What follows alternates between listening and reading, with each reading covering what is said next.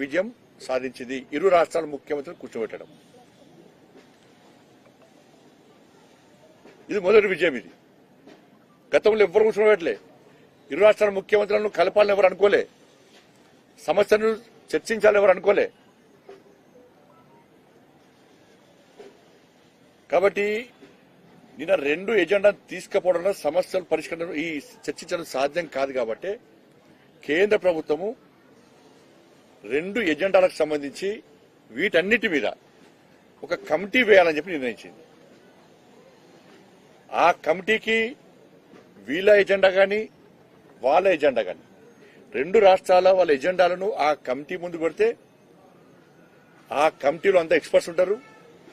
వాళ్ళు అన్ని రాష్ట్రాల రెండు రాష్ట్రాల ప్రయోజనాలను దృష్టిలో ఉంచుకొని ఎవరికి అన్యాయం జరగకుండా ఉండడానికి ఆ కమిటీ చర్చించి నిర్ణయం తీసుకుంటుంది. ఇది క్లారిటీ. ఇది ఇంతకంటే నిన్న జరిగింది ఏం లేదు. దీనిలో కేంద్ర ప్రభుత్వం క్లారిటీ ఉన్నది. కమిటీ వేసినప్పుడు ఏం చేయాలి, రెండు రాష్ట్రాలు కూడా పోయి ఆ కమిటీ ముందు మీ వాదనలు వినిపించాలి. ఈ రాష్ట్రానికి అన్యాయం జరుగుతుంది ఈ రాష్ట్రము, ఆ రాష్ట్రానికి అన్యాయం జరుగుతుంది ఆ రాష్ట్రము. అన్యాయం జరగకుండా ఏం చేద్దామో ఆ కమిటీ నిర్ణయం తీసుకుంటుంది. దీన్ని కేంద్ర ప్రభుత్వం కూడా జలశక్తి మినిస్ట్రీ కూడా నేను ఒక ప్రకటన విడుదల చేసింది. వీళ్ళు ఇచ్చినటువంటి అన్ని అంశాల మీద మేము కమిటీ వేస్తున్నాం. ఇది క్లారిటీ. ఇది దీనికంటే ఇంకేముంటుందన్నా. దీన్ని పట్టుకొని నిన్న రాత్రి 12 దాకా బ్రేకింగ్ టీవీల వీళ్ళు వాళ్ళని తిట్టడం, వాళ్ళు వీళ్ళని తిట్టడం. కేంద్ర ప్రభుత్వము ఒక మంచి స్టెప్ వేసింది అని చెప్పి కనీసం ఈ రాష్ట్ర ముఖ్యమంత్రికి లేదు, ఆ రాష్ట్ర ముఖ్యమంత్రికి లేదు. కేంద్ర ప్రభుత్వం సహకరిస్తున్న విషయాన్ని కూడా కనీసం వీళ్ళను గొప్ప అని చెప్పుకునే స్థాయిలో వీళ్ళేరు.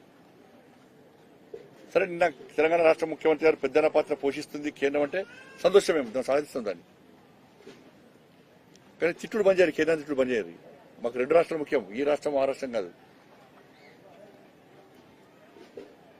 బీఆర్ఎస్ ఏం చేస్తున్నారు, కేంద్రం కూడా కమిటీ చేస్తారంటే వాళ్ళకే సపోర్ట్ ఇస్తారు. ఇవాళ గత ప్రభుత్వం ఉన్నప్పుడు గతంలో బీఆర్ఎస్ పార్టీ కుమ్మక్కైంది, ఇప్పుడు ఈ పార్టీ కాంగ్రెస్ పార్టీ కుమ్మక్కైతున్నది. గతంలో మీరు చూస్తే రొయ్యల పులుసు స్టోరీ తెలిసే మీ అందరికీ. అది గతంలో ఆ రాష్ట్రంతో ఆ పార్టీ ప్రభుత్వం కుమ్మక్కైంది. ఇప్పుడు ఈ ప్రభుత్వంతో ఈ పార్టీ కుమ్మక్కైతుంది. ఈ కుమ్మక్కు రాజకీయాల వల్ల తెలంగాణకు అన్యాయం జరుగుతుంది.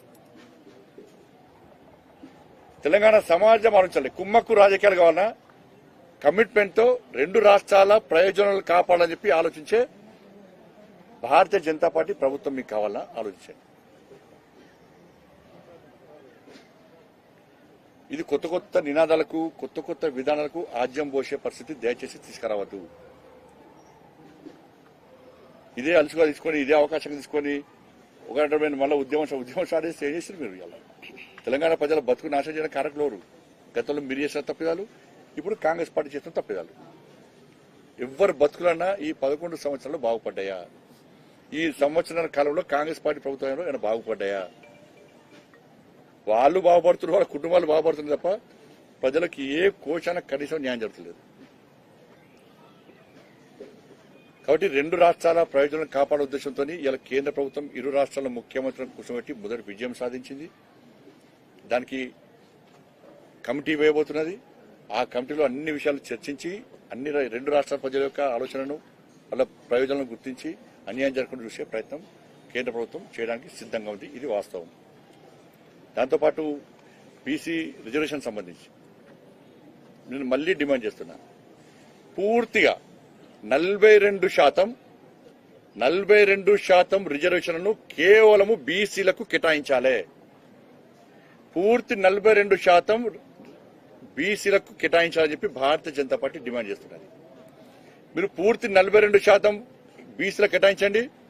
కేంద్రంలో ప్రధానమంత్రితో గారితో సహా అందరిని ఒప్పించే బాధ్యత మేము తీసుకుంటాం. దానికి మేము సిద్ధం.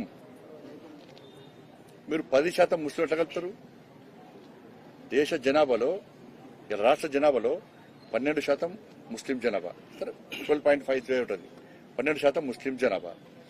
ఈడబ్ల్యూఎస్ లో ఆల్రెడీ వాళ్ళు రిజర్వేషన్ పొందుతున్నారు. ఈడబ్ల్యూఎస్ లో రిజర్వేషన్ పొందుతున్నారు వాళ్ళు.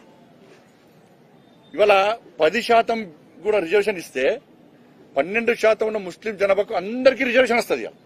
100కు 100% వారు రాజకీయంగా దీని పరంగా రిజర్వేషన్ పొందుతున్నారు. 100%. మరి కేసీఆర్ గారి యొక్క సమగ్ర కుటుంబ సర్వేలో 51% బీసీ జనాభా అని వచ్చింది. ఇలా కాంగ్రెస్ పార్టీ కులగణనలో 46% బీసీ జనాభా అని వచ్చింది. ఇంకా 5% ఏడమైంది. మరి ఈ 5% దాదాపు 18 లక్షల మంది ఉంటారు. అంటే 18 లక్షల మంది బీసీ జనాభాను పరిగణలోకి తీసుకోవాలి. వెళ్ళియాల వాళ్ళు గాలికి వదిలేసి ఇవ్వాల. వాళ్ళ పరిస్థితి ఏంది? వాళ్ళ బీసీ జనాభా పెరుగుతుంది తప్ప తగ్గదు కదా.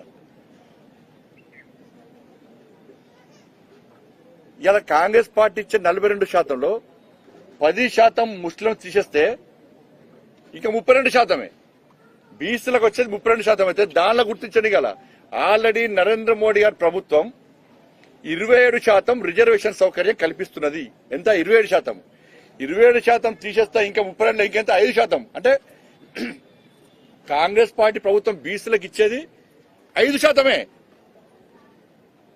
32 27 రాండబట్టే నువ్వు ఇచ్చేది ఏంది? కొండందలు వెలుగనబట్టినట్టు మీరు.